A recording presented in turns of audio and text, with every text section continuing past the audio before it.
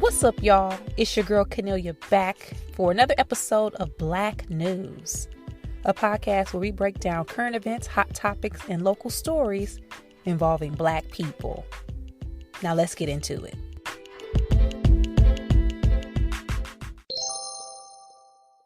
First things first, I ain't got much to update y'all on. Y'all know the drill. Thank y'all for subscribing. Thank y'all for sharing the podcast. Like and subscribe, leave a comment, rate 5 stars. We're on all apps where podcasts can be heard, so you have different ways to listen, including YouTube now. Got shows on my website. Check out Cornelia.com. I'm going to hopefully be doing some traveling. I mentioned being in Atlanta at the end of September, so stay tuned for details about that and more dates to come. But with all of that said, we're gonna jump right into this episode. So let's get into it.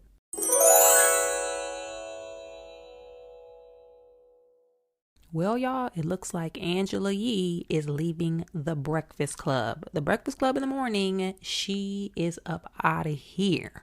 Congrats to her. In case you don't watch the Breakfast Club, you don't listen, see the clips online, follow them on social media, don't know who DJ Envy, Angela Yee, and Charlamagne the God are. They have a radio show syndicated in many different markets across the country. Radio show that comes on bright and early New York City time, and I think it comes on about the same time in other places. Angela Yee is the lone woman host on the radio show, and after I think they've been on air for over 10 years, she has been offered the opportunity to start her own show. Now, y'all probably like, what's the big deal? Why are we even talking about this? For a couple reasons, but initially, she has been in radio for quite some time. As y'all know, women, being a woman in a lot of different industries, especially entertainment, especially radio, is not easy. There aren't many opportunities. When you think about the women in radio that y'all can probably name, I bet you one of the only people you know of is Angie Martinez. Y'all can't really name no women nationally known radio hosts, especially in 2022, as the dynamics with radio and shows have shifted and is continuing to shift, especially going into that podcast space. But she's been doing radio for a long time. She has had many iterations of her podcast Lip Service. She has had a small show. I think it came on, it was on Sirius or one of the networks, the radio networks. She had a small show, but now she getting her own show, and it sounds like it will be nationally syndicated, just like the Breakfast Club, coming on right after. And her podcast Lip Service will be syndicated as well. Now, that's huge. That is huge to have 2 shows that are nationally syndicated, to have both ran, produced, and hosted by a woman, a Black woman. She's Black and Asian. That's a big deal. And Lip Service, that's a sex show. On Lip Service, they usually get guests on there to talk about, different sex topics. It is an interview-based platform, but they be talking nasty on there. So to get that syndicated, I don't know how they're going to pull it off. Maybe it's going to come on late at night. Maybe it's going to be, I don't know, but it sounds like that's going to be syndicated as well. And I be listening sometimes, but sometimes they be too long. They just be too long.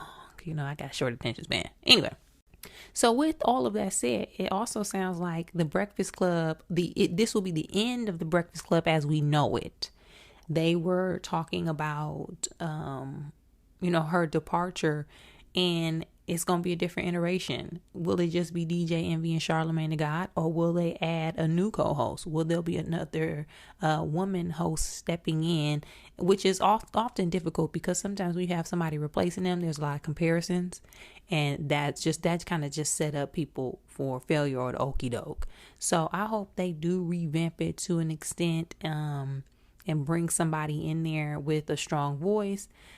Somebody who can lead interviews, because a lot of times one of the hosts is out, so everybody on there got to know how to lead an interview with different types of people and be a draw that we want to listen to every single morning. So I'm interested and excited to see what they do with it. I'm also excited and happy for Angela Yee. Y'all know this business ain't easy. It is not easy. Entertainment is not easy. People make it look easy because you see the glitz and the glamour and the clips on social media and the YouTube videos and all that. But that shit hard. It is hard. Day in and day out, you work all the time. So I'm happy for her.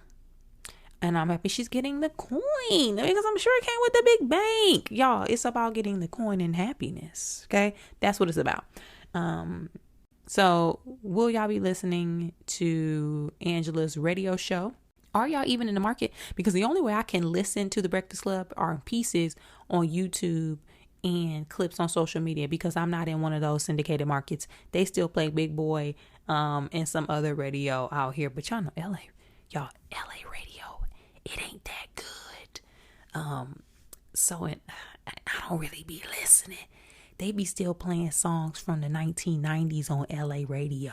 If you want to listen to radio and hear current music, don't listen out here, because you ain't going to hear it. But let me not hate too hard, because they call me to be on radio. I'm going to be on the radio. What y'all think, though, about Angela Yee's move? Hit me up on social media with your thoughts. Next, it sound like them pastors mad at Beyonce Knowles Carter.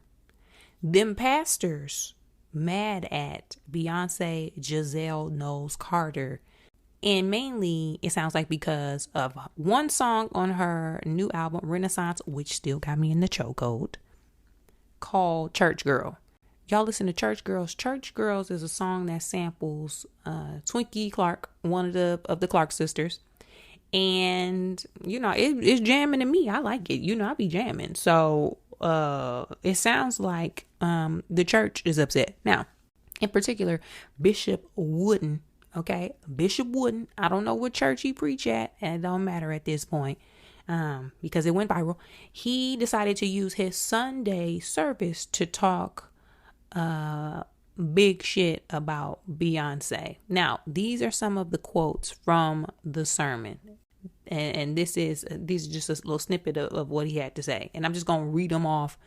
You know, I'm just gonna read them. The only thing I can account for some of this stuff is somebody done sold their soul to the devil. All I can say to you is this: when you sell your soul to the devil, you get the short end of the stick, because you're not going to live but so long. And when you leave here, where you're going to be there forever. It's not a good deal. I had thought to try to read the lyrics to you, but I struggled to listen to them. It's too bad. I don't know whether Twinkie knew what Beyonce was going to do with the song or not, but Twinkie knows Beyonce isn't saved. I pray to God that a stiff denunciation of what she did with that song is put out. Now, you know, it's one thing. I thought we wasn't supposed to judge. And I'm not going to get too like preachy, but I thought we wasn't supposed to judge. It be so baffling to me, especially in 2022. We see so many things happening in the world, and we go to church, and we are connected to God, whether you connected to God, Jesus, or, you know, any different religion or spiritual practice. But I thought the baseline of all of that is not to judge. Also, imagine going to church because you having some real life issues and you looking for a word to get you through, and instead your pastor talking about Beyonce. Like, imagine all of this stuff going on in the world, inflation, crime, anything. Imagine we going through all this stuff. People out here with monkeypox. Imagine all of this stress. People died because of COVID. You dealing with all of this work pressure, burnout. You lost, don't know where to go. And you go to church and you looking for some relief. And you get there and the pastor up there talking about Beyonce. He up there, he decided to use the pulpit to talk about Beyonce instead of talking about what you might have come to church to get help with. Like, imagine being an old man and deciding to spend your Sunday morning service, your preaching session, and be up in that pulpit talking about a married woman with 3 kids instead of preaching a sermon for your church population. Like, imagine that. Imagine writing your sermon on Saturday night and being like, I know they going through something, but I'm going to talk about Beyonce. What? Like, y'all, I can't. Like, we always see people making jokes about when something it's a song, like a popular song, pastor's going to try to build a sermon around it. We always see jokes and hear people doing that, which is, it's funny. But at what point do people kind of take self-inventory and have some self-reflection and think, Beyonce ain't got shit to do with me. Let me talk about something else that my church family may want to hear instead. Like, what? I just don't understand it. I just don't understand it. And, I was seeing the chatter on social media about this situation and how people were saying a lot of people under 40 are no longer going into church to receive the word from God. They're finding different ways to worship online, more spirituality. They're doing more self-reflection, meditation. They're making personal connections with God versus going into church. And I'm wondering if leaders of the church like Bishop Wooden are seeing this and correlating to the two, right? It's one thing to have a disdain for somebody making a gospel song into secular music, but it's another thing to spend your time on Sunday when you're preaching talking about that. It's just, I don't know. I just don't like it. And it could just be, it could just be me. And because I've seen some people on social media who are around my age and the age of us, the Black News listeners, and they got a problem with the Beyonce song as well. They kind of mimic what he was saying. And, I always wonder, even if that's the case, I thought we weren't supposed to judge. And I know we judge in day-to-day life. Hell, I be on Black News judging people and giving y'all the tea, the news, the updates, all of the information that I see on social media involving Black people. And it could come off a little judgy, but I'm also not a pastor. I don't know, y'all. What y'all think? What do y'all think? I just find it weird that, somebody coming to church for help and they really struggling with something and they sit down and they think, yeah, this really about to take me over. And then they hear you talking about Beyonce. Like, what, sir? Pull it together. What do y'all think, though? Hit me up because I'm open to thoughts about this one. And this is just my opinion about it, but that really bothered me. And not because I'm a Beyonce stan. I would be upset if I got to church and the pastor was talking about Lil Boosie. I don't want to hear about Boosie at church. Give me a word that's going to get me through the week. That's what I want. But let me know what y'all think. Hit me up on all social media at Cornelia. Now, the new Millennium Tour lineup dropped this week. And if Versus hadn't shown us anything, it showed us that it can put you back on the map, honey. Okay. Versus officially puts people back on the map. And I say that because the Millennium Tour, which historically was affiliated with Omarion, B2K, and then Bow Wow. Now, y'all, Mario is co-headlining the Millennium Tour with Bow Wow and Carrie Hilson. Talk about a come up 360. And not to say no disrespect to Mario, because he was on the Millennium Tour in the past. He had a spot on the tour along with other acts, but that brother wasn't headlining. Now he co-headlining with Bow Wow. And then they threw Carrie Hilson in there. And let me put a side note. I ain't one of them people that was hating on Carrie Hilson. Them Carrie Hilson albums had me in the chokiest of a hold, okay? Them 2 albums, Boys Don't Cry, and that first Carrie Hilson, y'all, when I tell y'all, them got me through the late 2000s. From, what was it, 07, 08, 09, 2010? That little Carrie Hilson run had a hold on moi, okay? So, I'm here for it. But Mario at Versus, as we know, because we recapped it a couple episodes ago on Black News when it went down, Mario showed up to Versus with the pipes. I was sleeping. I didn't know that he was going to do that well. I knew Mario could sing. And y'all remember Mario had that reality show back in the day on BET? We knew back then Mario could sing when he was struggling with the issues with his mom who wasn't doing too well. I'm glad he made it through. But we knew he had the pipes, but we did not know it was going to be such a stark difference between his pipes and Omarion's pipes. And it sounded like Omarion's sick of the ish and Mario done stepped in, and that brother is cold headlining. Get your money, Mario. You should let me love you. Okay. Now, in addition to that, and I have to mention one more time, Omarion ain't nowhere on the flyer, so that brother is out of here. He done with it, and he got a documentary coming out, so it's probably on purpose. But these are the other people on this upcoming Millennium Tour: Lloyd, Pleasure P, Bobby Valentino, and Sammy. No sign of Ray J, so their newly formed group RSVP, because them brothers after Versus formed a group. They're gonna be the new TGT, and now their group is called RSVP. Another side note: that TGT album was jamming. Hey, that thing was jamming. Anywho, who else is on the tour, you asked? Yin Yang Twins, them Franchise Boys, Chingy, Lil Scrappy, Crime Mob, Trillville, Travis Porter, and a Day 26 reunion, because they done got Brian Angel back from singing on his own and then pulled that brother back into the group. Y'all, I'm going to this show.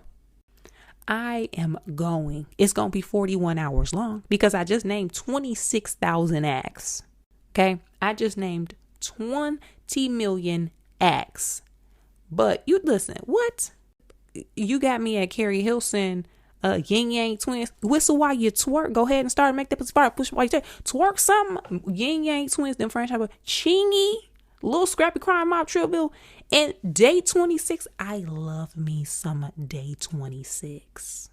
I love me some Day 26. I'm going. I am going to this concert. My friends don't be wanting to go nowhere and do fun stuff with me. My West Coast friends, they don't be doing that. So I'm going to go. I'm going to go it alone, and I'm going to have fun. Now, remember, last year Bow Wow was complaining about the tour. He said he wasn't given a long enough set and that it was too much bitching and complaining. So he was done. He wasn't doing it no more. He was over it. He too much for this. He was so disappointed. Sound like they figured it all out, and that brother is back on the scene. And again, I'm gonna be there. What do y'all think? Because when I saw this, at first I was like, I'm gonna get out of here. And historically, the Millennium Tour was for demographics that were a bit younger than me. It was, once you say Bow Wow, I had a car and a job at the mall when Bow Wow had his run. Okay, he's younger than I am. I was not on Bow Wow. I was listening to rap that was cussing when Bow Wow was out. Okay, I had the Jay-Z DMX. I was on them. I was doing that. Beanie Siegel. I was listening to the hardest core of rap. So Bow Wow wasn't in my rotation. However, when they insert these other people, I think I'm gonna have to give it a go. Are y'all going to though? Tickets go on sale this week. I don't know how much they gonna be, because everybody, they gotta pay all of these people, and when you gotta pay all these people, you need high ticket prices, merch. They need everything going, because this is 7,000 people on this show.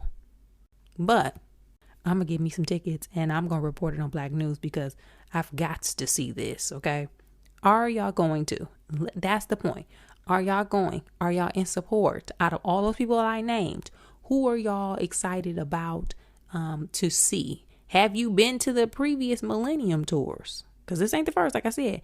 And if so, was it funner than a mug? Hit me up on social media. Let me know. I need to know before I get these tickets. Is it worth it? Tell me. Hit me up. Let's get into honorable mention.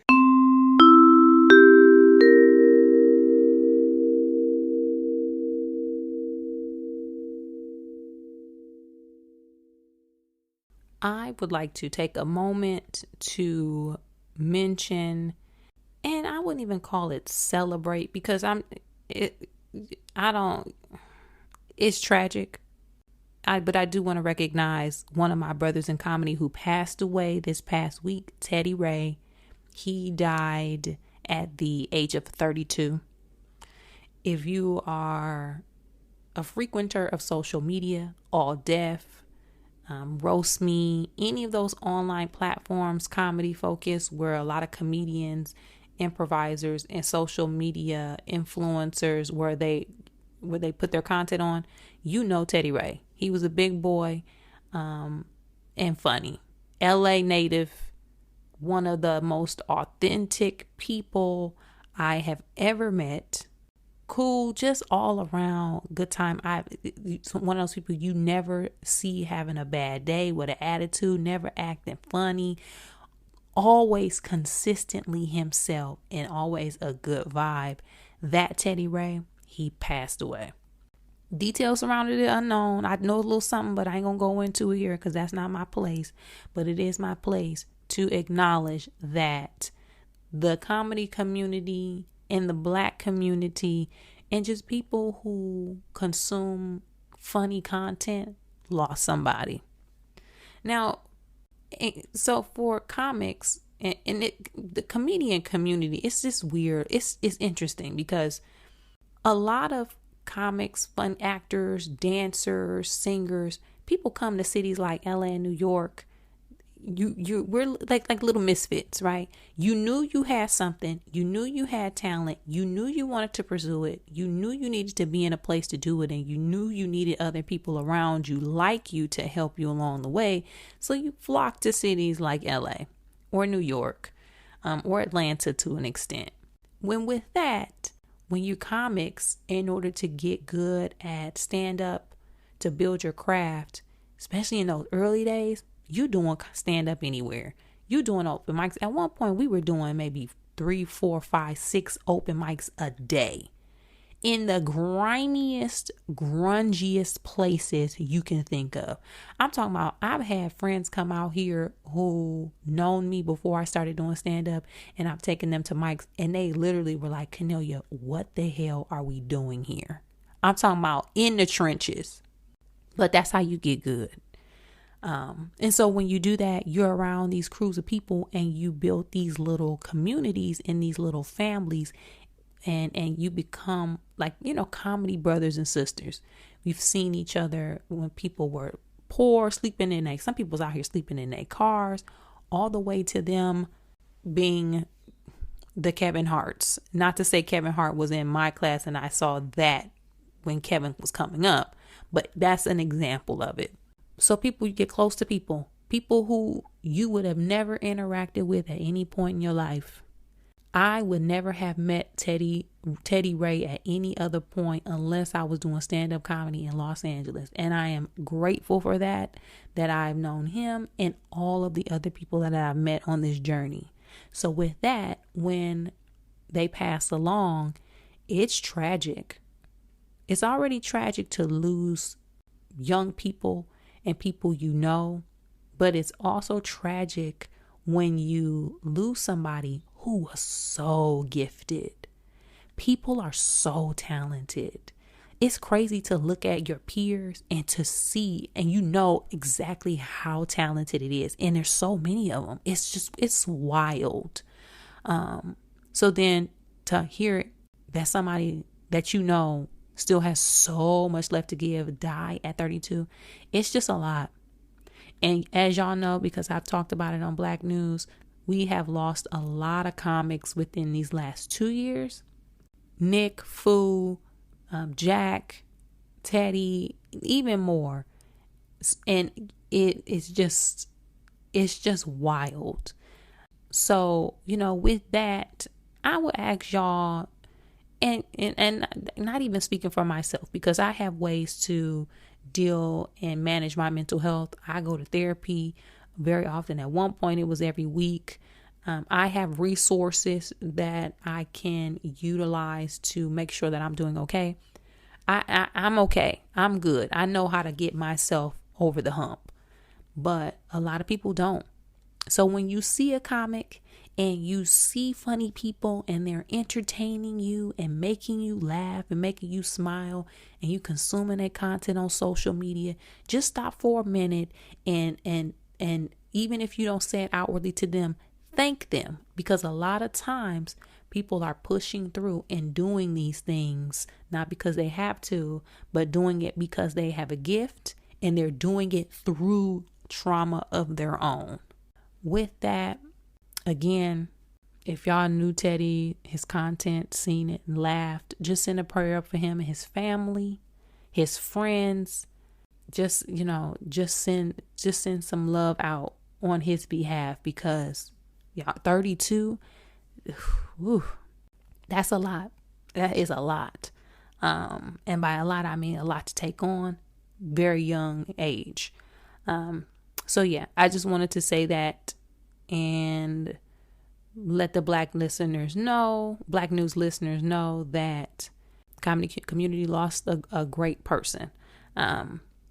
If you knew Teddy and you know his content and you want to share or some thoughts or just anything, just hit me up. If you want to laugh, go to his Instagram, his social media, go to YouTube, and you're going to have a fucking ball. Okay. But yeah, I just wanted to drop that tid. Let me know if you had a personal connection to Teddy, and if not, this is your time to explore. To recap this week's episode, we talked about Angela Yee. Angela Yee, why is that such a tongue twister for me, y'all? Angela Yee, dang it. She is leaving the Breakfast Club. She is starting her own show, her own radio show, and we wish her well, and we'll be listening. Also, them pastors, they are mad at Queen Bee. They mad at Beyonce because she sampled a gospel song on her song Church Girl, and they up in arms. Also, speaking of performances, that new Millennium Tour lineup dropped, and hey, your girl gonna be up in there because it looked like it's gonna be a good time. It's gonna be long, but it's gonna be a good time. Let me know your thoughts about any or all of the topics that we talked about on today's episode. And with that, see you back here next time.